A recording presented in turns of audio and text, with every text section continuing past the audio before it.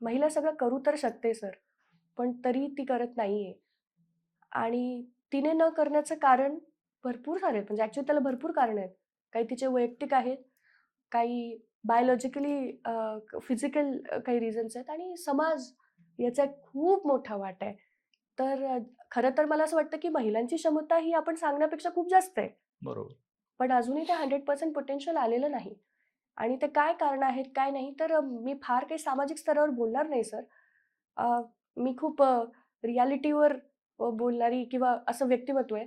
पण रोजच्या आपल्या जीवनातून महिलांचा जो संघर्ष आहे, घर सांभाळावं का बाहेरची लोकं सांभाळावी, की आपल्या स्वप्नांकडे बघावं, की आपल्या फिजिकला बघावं, ह्या सगळ्या गोष्टीमध्ये जो तो सर्कल सुरू आहे, तो प्रवास कधी संपणार आहे आणि याचं डेस्टिनेशन काय आहे, कोणालाच माहिती नाही. आणि महिलांची जी ती कसरत आहे ना आणि ती कुठेही सर, कोणीच असं म्हणणार नाही, की ती खरंच छान करते. ती कुठेतरी कमी पडली. तिच्याकडून हे राहिलं, तिने ते केलं नाही. असेच कमेंट्स सोसायटीकडून येतात. कधी-कधी फॅमिलीकडून पण येतात.